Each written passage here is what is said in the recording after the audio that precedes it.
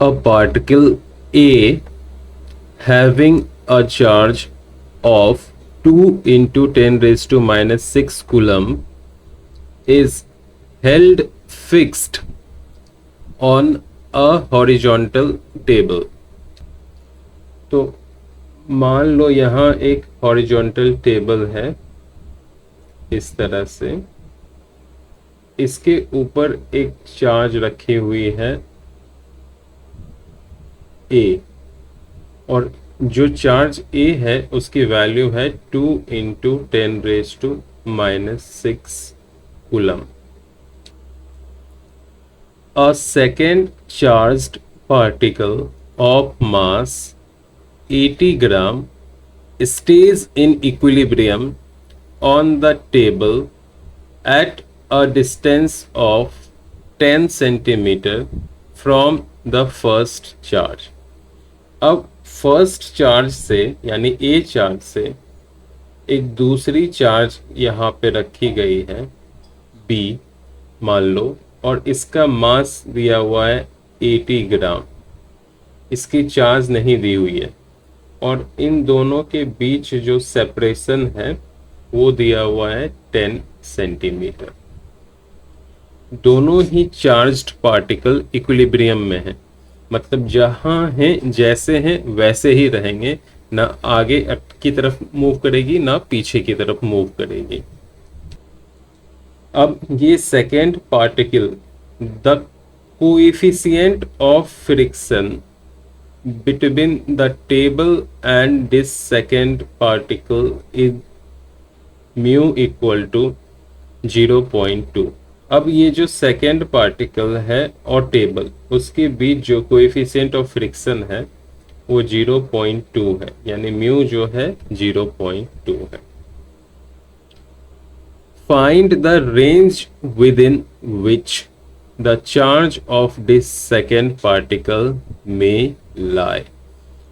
हमारे को इस बी पार्टिकल की चार्ज की रेंज फाइंड आउट करनी है जो हो सकती है अगर ये जो हमारी सिस्टम है इक्विलिब्रियम में रहे. तो कॉन्सेप्ट्स देखो क्या क्या यूज में आएगा यहाँ पे. पहला कॉन्सेप्ट जो यूज में आएगा वो है Coulomb's law. Coulomb's law. Second concept जो यहाँ यूज में आएगा वो है फ्रिक्शन फोर्स.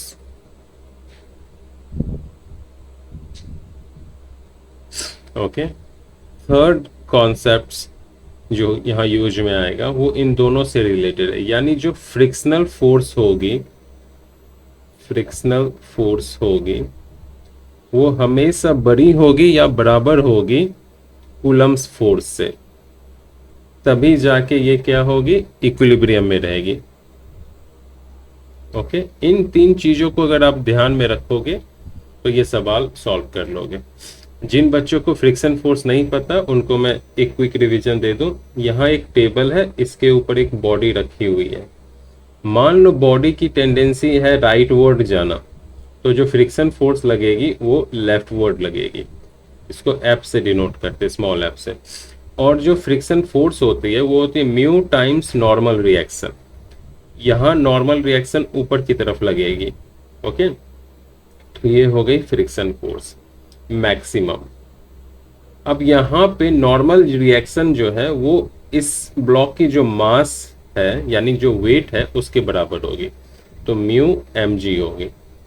क्लियर. तो फ्रिक्शन फोर्स क्या हो जाएगी mu m g.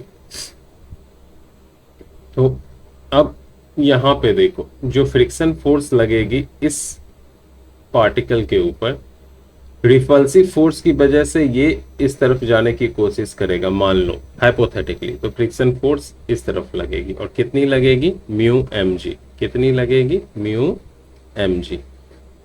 B particle की मास लेना क्योंकि हम फोर्स बी पार्टिकल के ऊपर निकाल रहे हैं, और बी पार्टिकल के ऊपर कूलम फोर्स कितना लगेगा 1/4 पाई एप्सिलॉन नॉट. इसकी चार्ज मान लो Q1 है और इसकी चार्ज Q2 है, अपॉन ये 10 सेंटीमीटर है R. आर की वैल्यू कितनी है 10 सेंटीमीटर, अगर मीटर में कन्वर्ट करें तो क्या हो जाएगी 0.1 मीटर। ओके, Q1 गिवन है, ये कितनी है Q1, और Q2 गिवन नहीं है, क्वेश्चन मार्क। तो हमारे को Q2 ही निकालना है, तो यहाँ पे आप फ्रिक्शन फोर्स डाल दो। ओके, फ्रिक्शन फोर्स क्या हो जाएगी, mu m g is greater than equal to, और यहाँ पे कूलम फोर्स डाल दो 1/4 pi epsilon naught Q1 Q2 by r square. हो गई। तो आपको चाहिए Q2, है ना, तो जो Q2 हो जाएगी वो हो जाएगी, just a second, Q2 is less than equal to mu mg 4 pi epsilon naught r square by Q1। अब ऐसे क्वेश्चंस को मैथमेटिकली कैसे टैकल करते हैं, इस इनइक्वालिटी को सॉल्व करने के लिए आप लिखोगे जो Q2 की वैल्यू है वो minus mu m g 4 pi epsilon naught r square by Q1 से बड़ी होगी, और छोटी होगी mu m g 4 pi epsilon naught r square by Q1 से। यही आंसर हो जाएगा। आपको सिर्फ डेटा पुट करनी है क्वेश्चन से और आंसर निकाल लेनी है। केयरफुली डेटा पुट करके आंसर निकालोगे, रॉन्ग नहीं आएगा। यानी Q2 जो है, यानी जो चार्ज ऑफ सेकेंड पार्टिकल है, वो यहां से लेके यहां तक आएगा। अब क्वेश्चन नंबर 30 देखते हैं। A particle A having a charge of 2 into 10 raised to minus 6 coulomb and a mass of 100 gram is placed at the bottom of a smooth inclined plane of inclination 30 degree। तो इस सवाल में एक inclination है, और वो inclination है 30 degree की, यानी थीटा की जो वैल्यू है वो है 30 डिग्री। अब एक चार्ज पार्टिकल है यहाँ बॉटम में A, इसकी वैल्यू है 2 into 10 raised to minus 6 coulomb. Okay, और इसका जो मास है वो है 100 ग्राम। क्लियर। अब एक दूसरी चार्ज पार्टिकल है B, मान लो इंक्लाइन प्लेन के ऊपर रखना है, जिसके पास चार्ज उतनी ही है जितनी A के पास है, यानी 2 into 10 raised to minus 6 coulomb. Clear. Now अब हम इसको रीड कर रहे हैं। Where should another particle be having same charge and mass be placed on the incline so that it may remain in equilibrium. मतलब कि इसका चार्ज इतना है और मास भी A के बराबर ही है। इसको कहाँ रखें, A से, मान लो A से R डिस्टेंस पे रखेंगे, तब जाके ये इक्विलिब्रियम में है। इक्विलिब्रियम क्या मतलब क्या होगा, इसी पोजीशंस में रहेगी, ना B नीचे आएगी ना B ऊपर जाएगी। ओके, यानी B के ऊपर जो नीचे की डायरेक्शन में टोटल फोर्स लगेगा, उतनी ही टोटल फोर्स ऊपर की डायरेक्शंस में लगेगा, तभी जाके वो क्या होगी, इक्विलिब्रियम में होगी। यहां तक तो समझ में आ गया होगा। अब यहाँ पे कौन कौन सा कॉन्सेप्ट यूज करेंगे, देखो। पहला जो कॉन्सेप्ट आप यूज करोगे वो होगा ड्राइविंग फोर्स। अगर ये पार्टिकल नॉर्मल सिर्फ अकेला यहाँ पे रहती, ये नहीं रहता, तो इसको नीचे की तरफ जो खींचता फोर्स वो हो जाता है ग्रेविटेशनल फोर्स का कंपोनेंट अलोंग द इंक्लाइन, यानी इस इंक्लाइन के अलोंग, और वो होती है mg साइन थीटा, यानी mg साइन 30 डिग्री। क्लियर हो गया, वो इसको नीचे की तरफ खींचता। लेकिन बिकॉज ये चार्ज यहाँ पे है, तो ये इसके ऊपर कूलम फोर्स लगाएगा, रिपल्सिव फोर्स लगाएगा इस डायरेक्शन में, ऑपोजिट डायरेक्शन में। तो दो कॉन्सेप्ट्स यूज में आएंगे। तो पहला जो होगा वो हो जाएगा mg sine 30 degree down the incline, down the incline, clear. और दूसरा जो होगा कूलम फोर्स, कूलम फोर्स, और ये क्या होगा up the incline, up the incline. इन दोनों को बैलेंस करेंगे आंसर आ जाएगा। तो कूलम फोर्स क्या होती है 1/4πε0 Q1 Q2 by r square लिख दिया। उसको बैलेंस कर दो किससे, mg साइन 30। साइन 30 डिग्री का वैल्यू क्या होता है, हाफ होता है, तो यहाँ पे हो जाएगा हाफ। अब सारा रिस्पेक्टिव वैल्यू आप पुट कर दोगे, आपको आर की वैल्यू मिल जाएगी, मुझे कुछ करने की जरूरत नहीं है। 1/4πε0 की वैल्यू 9 × 10⁹ होती है। Q1 Q2 गिवन है, m गिवन है, g गिवन है। m की वैल्यू आपको SI यूनिट में लेना, 100 ग्राम है तो इसको आप लोगे 0.1 kg। ओके, तो that's it. Two particles A and B, each having a charge capital Q, are placed a distance d apart। तो दो पार्टिकल हैं A और B, दोनों के पास कैपिटल Q चार्ज है और दोनों के बीच की सेपरेशन d है। Where should a particle of a charge Q be placed on the perpendicular bisector of AB so that it experiences maximum force? तो पहला क्वेश्चन कह रहा है, अब इसका परपेंडिकुलर बाइसेक्टर ये है, कहां पे आप रखोगे, मान लो यहां पे रखोगे C पे, तो मैक्सिमम फोर्स एक्सपीरियंस करेगा एक पार्टिकल यहां पे जिसकी चार्ज Q है। ओके, एक पार्टिकल जिसकी चार्ज Q है उसको परपेंडिकुलर बाइसेक्टर पे हम C पे रखेंगे तो मान लो मैक्सिमम फोर्स मिलेगा। तो हमारे को ये डिस्टेंस निकालनी है। अगला सवाल क्या कह रहा, what is the magnitude of this maximum force, और इस मैक्सिमम फोर्स की मैग्नीट्यूड क्या होगा। देखो कॉन्सेप्ट्स काफी आसान है लेकिन लेंदी है, और ट्रिक बहुत ही आसान है। ये ट्रिक अगर याद रखोगे तो ऐसे सवाल आसानी के साथ सॉल्व कर लोगे। तो परपेंडिकुलर बाइसेक्टर में अगर आपको मैक्सिमम फोर्स निकालना है, समझ में आया, तो आप देखो दोनों के बीच की सेपरेशन कितनी है, d है, उसकी आधी ले लो, सेपरेशन कितनी ले लो, आधी, तो क्या हो जाएगी d/2।